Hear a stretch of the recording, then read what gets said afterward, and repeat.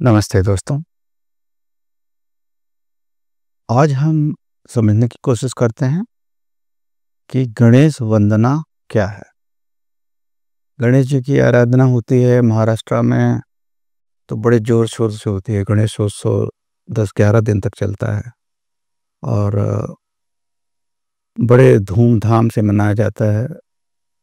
अनेकों प्रकार की आरती होती है, पूजा अर्चना की विधियां हैं।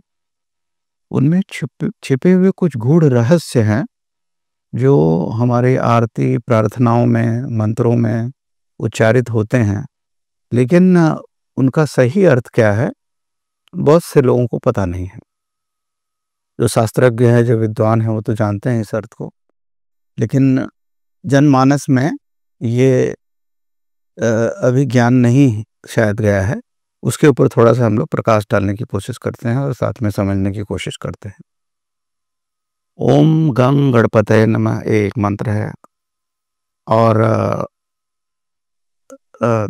3 लोक 33 देवता द्वार खड़े सब अरज करें, ये सुना है हमने।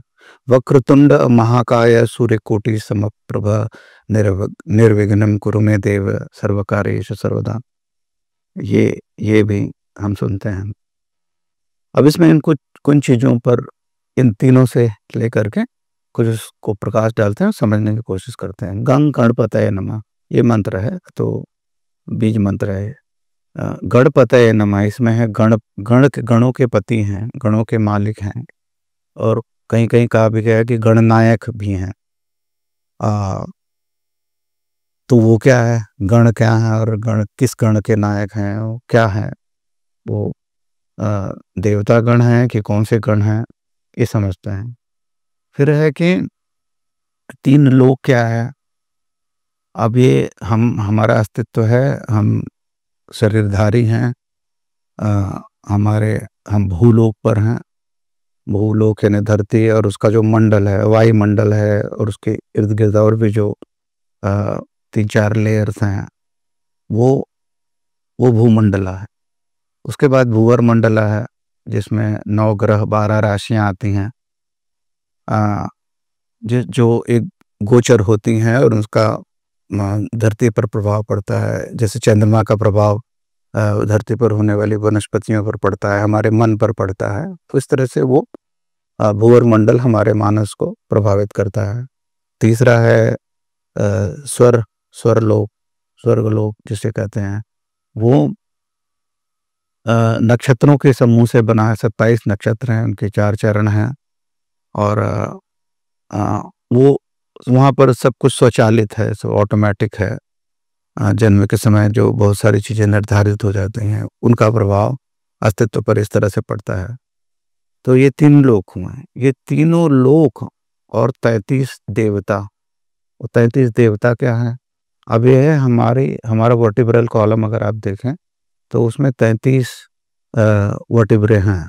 तो यहाँ से लेके C1 to C5 और जो लंबार में हैं वो 28 हैं, और सब मिला के 33 होते हैं। तो अब ये 3 लोक हुए और 33 ये। अब 3 लोक, 33 तो अंदर है, तो तीनों लोक क्या बाहर हैं? नहीं, तीनों लोक भी अंदर ही हैं। तो हमारे जो जैसे बाहर है वैसे ही भीतर भी है। तो अब यहाँ पे जैसे 3 लोक भी कहा गया है, 3 भुवन भी बताया गया है। तो 3 भुवन में हो गया, एक तो तल अतल वितल सुतल पाताल लोक, जो नीचे का हिस्सा है पूरा, और इसके ऊपर का उस हिस्सा जो है वो, उसमें भूर्भुवः स्वः महाजना तप सतलोक, और उसके ऊपर शिवलोक और विष्णुलोक, और फिर महाविष्णु रामकृष्ण का अबोध।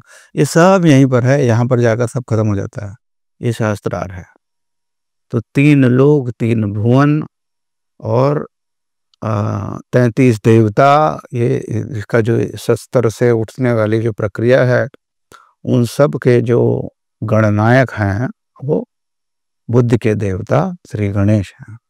अब देखें, अब ये कहाँ से आता है और समूचे रूप में कैसे कार्य करता है। तो गणेश जी किसके पुत्र थे? हमारे शास्त्रों में है कि वो शिव जी और पार्वती जी के पुत्र थे। तो एक बार शिव जी मिलने गए थे पार्वती जी से, गणेश जी को पता नहीं था ये मेरे पिता है, और उन्होंने उनको रोक लिया, तो उनका शिरच्छेद कर दिया गया। और उसके बाद जब उन्हें पता चला कि मेरे पुत्र हैं, तो उनको जोड़ दिया गया। तो अब जब ये जीवित हो गए गणेश जी, तो अब इसको आप इस तरह से समझें कि ये हमारा जो आज्ञा चक्र है, जिसको शिव स्थान कहा जाता है, इसके पीछे पिनियल ग्लैंड है और पीछे जो है पिट्यूटरी है। तो जब हम यहाँ पर ध्यान करते हैं, इसलिए कहा गया है कि ये नासिका के अग्रभाग में, ये ऊपर की तरफ यहाँ पर ध्यान करना चाहिए ना। तो यहाँ ध्यान करने से जो पिनियल ग्लैंड है वो बढ़ती है, इलोंगेट होती है, और पिट्यूटरी यहाँ से प्रोट्रूड होती है पीछे से, और दोनों का ऐसे मीटिंग पॉइंट होता है। There is some place where there are some meetings happening, और उसके परिणाम स्वरूप कोई एक संहिता का जो जन्म होता है, वो कनेक्ट होती है, वो है मेडुला ऑब्लोंगेटा, और वो भी कनेक्ट हो जाता है। तो ये जो मेडुला ऑब्लोंगेटा है, इसको अगर आप गणेश की सूंड समझ लें, तो उसके नीचे जो वर्टिब्रल कॉलम है पूरा, ये वक्रतुंड जो है, ये हमारे गणेश भगवान हुए। तो इसके अंदर जो 33 वर्टिब्रल कॉलम है, वो 33 प्रकार के देवता हुए। और इन देवताओं, तो अगर आप देखें कि तो वर्टिब्रल कॉलम से जुड़े हुए सारे न्यूरॉन्स, डेंड्रॉन्स, डेंड्राइट्स, ये सब होते हैं। तो ये जो अनेकों शाखाएं निकलती हैं, ये पूरे पूरे शरीर से कनेक्टेड होती हैं। तो 3 लोग 33 देवता द्वार खड़े सब अरज करे क्या करते हैं कि द्वार पे खड़े होकर के रिक्वेस्ट कर रहे हैं, ये बुद्धि के देवता हैं। तो ये और ये मस्तिष्क से इंस्ट्रक्शंस मान रहे हैं कि अब ऐसा है तो क्या करें, ऐसा है तो क्या करें। जब तक वो यहाँ ब्रेन से, मस्तिष्क तंत्र से पूरा इंस्ट्रक्शन नहीं जाता है, शरीर काम नहीं कर सकता। तो और सबसे आखिर में यही सोता है, जब मृत्यु होती है तो सबसे बाद में ब्रेन डाइज द लास्ट। और जब उसको लगता है कि शरीर के सब अवयव काम नहीं करेंगे, अब गड़बड़ होगा, तो वो डिस्कनेक्ट भी कर देता है। तो ये जो बुद्ध के देवता हैं, ये इनको इस तरह से ही समझना पड़ेगा कि ये हमारे संस्थान के अंदर हैं। ये शिव और शक्ति और बुद्धि, ये पूरा संस्थान जो है, ये यही है। और हमारी प्रार्थना यहाँ पर सुनियोजित तरीके से जानी चाहिए। यदि हम सचमुच गणेश जी की आराधना करना चाहते हैं, तो उन्हें अपने अस्तित्व के भीतर देखें, और अपने अस्तित्व के भीतर में अपने भावों को परोसें। और जैसे वो रिक्वेस्ट शरीर की ऑटोनोमस सिस्टम से जाती है, ये जो जो वो इनवॉलंटरी चली जाती है, ये कॉन्शियसली जाएगी, वॉलंटरली जाएगी, और समझ के जाएगी कि ये मेरी सत्ता का, मेरे अस्तित्व का ये एक प्रमुख हिस्सा है। और ये कहा है कि रिद्धि सिद्धि जाके दक्षिण वाम विराजे। अब ये रिद्धि सिद्धि क्या है, ये इसमें देखिए कि आप, ईड़ा नाड़ी हमारी है, पिंगला नाड़ी है हमारी। अब ये श्वास का संस्थान है, ये पूरा ऊपर से नीचे तक यहाँ से श्वास लेते हैं, ये ईड़ा है, ये पिंगला है, चंद्र नाड़ी है, सूर्य नाड़ी है। अब ये जब भीतर जाती है, तो उसके द्वारा ईश्वर हमें अनुप्राणित करता है। ईश्वर जो स्वर में वास करता है, स्वर से आता जाता है, वो ईश्वर है। तो वो सर्वभूतानाम हृदय से अर्जुन तिष्ठति, वो सभी भूत प्राणियों के हृदय देश में, हृदय देश यानी हार्ट नहीं होता, हृदय देश यानी सेंटर, हृदय देश यानी सेंटर ऑफ योर एग्जिस्टेंस। वो वहाँ पर से वो प्रवाहित हो रहा है सब, उसका नाद। और उसकी वजह से प्राण अपान व्यान समान उदान, ये पंच प्राणों की गतियां होती रहती हैं उसकी वजह से।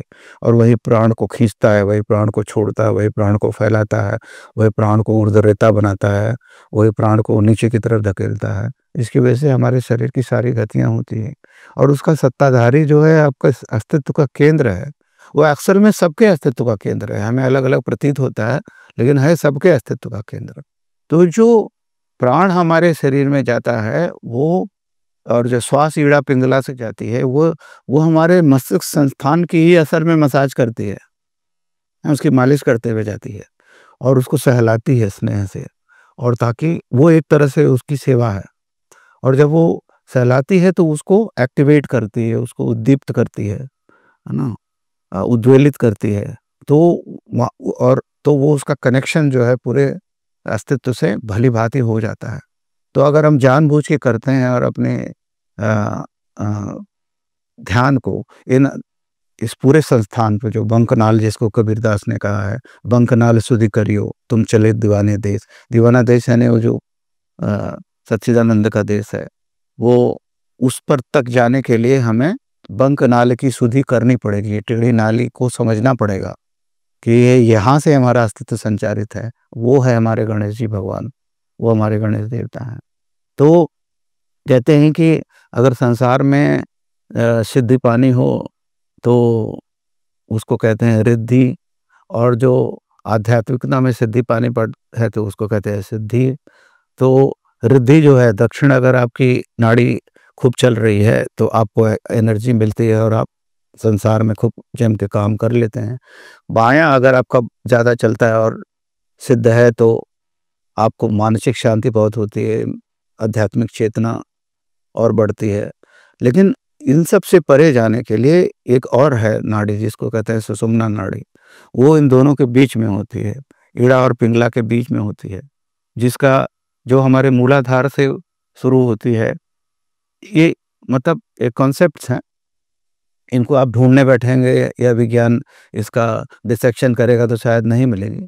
लेकिन कंसेप्चुअलाइज़ेशन ऐसा है कि हमारे अस्तित्व में, हमारे इसमें सब है। क्या पता कोई ऐसी टेक्नोलॉजी आए कल को जिसमें ये सब चीज़ें प्रत्यक्ष देखी जा सकें, लेकिन अभी तक तो शायद नहीं है। तो ये सुषुम्ना से की जागृति से कहती है, 7 चक्रों का भेदन करते हुए सहस्त्रार पर जाती है। वो चक्र भी हमारे शरीर में ढूँढेंगे तो नहीं मिलेंगे। कुछ कहते हैं कि प्लेक्सस हैं हमारे यहाँ, सोलर प्लेक्सस बहुत सारे हैं। लेकिन अब उनको बदल करके अगर भी देखा जाए तो ये 7 सोपान हो सकते हैं कि ये 7 स्तर पर हमारी चेतना ऊपर की तरफ जाती है और फिर हमें वो अस्तित्व का पूर्ण बोध हो जाता है। तो उस अस्तित्व के पूर्ण बोध को प्राप्त करना, यह एक्चुअली अस्तित्व की उपासना है। जो कहते हैं ना, हम आर्य हैं, आर्य यानी अस्तित्व का उपासक। जो अस्तित्व को अच्छी तरह से समझ लेता है और समझ करके फिर उसमें अपने प्रार्थना को नियोजित करता है, वही ऋग्वेद का पालन करता है। ऋक यानी प्रार्थना होता है। तो अपनी प्रार्थना को अगर ऋक यजु साम, ऋक यानी प्रार्थना, यजु यानी यजन, साम यानी समत्व परमात्मा। तो प्रार्थना के द्वारा श्वास प्रश्वास का यजन करके समत्व में उतर जाना, समत्व में उतर जाना ही असल में तीनों वेदों का जानकार है। यही त्रयी धर्म है। यही चौथा वेद तो बाद में आया। इसको एवं त्रयी धर्मम अनुप्रपन्ना गतागतम काम कामा लभन्ते बताते हैं। इस तरह से तीनों धर्मों का पालन, 3 धर्म है ना, ये ऋक यजु साम, यही धर्म है। ये बाकी सब धर्म की बात कुछ नहीं है। उसका कोई मतलब नहीं है। यही 3 धर्म हैं अस्तित्व के, ऋक यजु साम। प्रार्थना ठीक से करने आना चाहिए, यजन ठीक से करने आना चाहिए और समत्व की तरफ चेष्टा होनी चाहिए। प्रवृत्ति आपकी समत्व में विलीन होने की होनी चाहिए। तो यदि हम गणेश की संहिता को भली प्रकार समझ लेते हैं और ठीक तरह से अ, अपना अपनी अपनी प्रार्थना रखते हैं और पूजन करते हैं, तो हमें अस्तित्व का बोध हो जाता है और हमें सिद्धियां प्राप्त होती हैं। अब सिद्धियां क्या है? कहते हैं अष्ट सिद्धि नवनिधि के दाता, ये भगवान हनुमान जी का है। यहाँ पे कहते हैं अष्टो सिद्धि दासी संकट को बैरी। ये अष्टो सिद्धि दासी हैं गणेश भगवान की। यहाँ पर अष्ट सिद्धियाँ क्या हैं? अणिमा, लघिमा, गरिमा, महिमा, अ, ईश्वितम है, प्रकाशितम है, ऐसे 2 और हैं, 8 जो हैं सिद्धियाँ हैं, ये इनके इनकी दासी हैं। तो ये सिद्धियाँ यानी अपने आप ही उभरती रहती हैं। जब हमारा ये संस्थान गणेश तंत्र ये पूरा का पूरा जब जागृत हो जाता है, तो रिद्धि सिद्धि ये फलीभूत होती ही रहती हैं। ये इनमें उलझने की ज़रूरत भी नहीं है, अपने स्वरूप को पाने के का पूरा प्रयास करना चाहिए। तो इस तरह से देखा जाए तो ये बुद्धि के देवता हैं और सद्गुरु की कृपा से ये कनेक्शन होता है, क्योंकि सद्गुरु ही इनके पिता हैं, हमारे भी पिता हैं, सद्गुरु ही हैं, अस्तित्व हमारे अस्तित्व के। तो सद्गुरु जब कृपा करते हैं तो बुद्धि के 2 ध्रुव, 2 पोलैरिटी होती है। तो एक पोलैरिटी जो नीचे की तरफ धकेलती है हमेशा, हमेशा संसार में जो पुनरावर्ती है, जो ब्रह्मा से लेके कीट पर्यंत तक आ ब्रह्म भुवनान लोका पुनरावर्तिन और जना, जो ब्रह्मा से लेके कीट पर्यंत तक जो उल्टा वृक्ष है, ऊर्ध्वमूलम अधः शाखा अश्वस्थम प्राहुरभ्यम, गीता के 15वें श्लोक में है ना, कि ये संसार उल्टा वृक्ष है, तो जिसकी जड़ें ऊपर हैं और शाखा प्रशाखाएं नीचे हैं और अंतिम कोपल पर मनुष्य शरीर है। इसको ये अपॉर्चुनिटी है कि ये उस परम तत्व में विलीन हो सकता है। तो इस अंतिम, तो इस पूरे चराचर में जितनी भी सृष्टि में जितने भी प्राणी हैं, उसमें मनुष्य ही एक प्राणी है जो इस अ, संसार रूपी वृक्ष के अंतिम कोपल पर पड़ा हुआ है।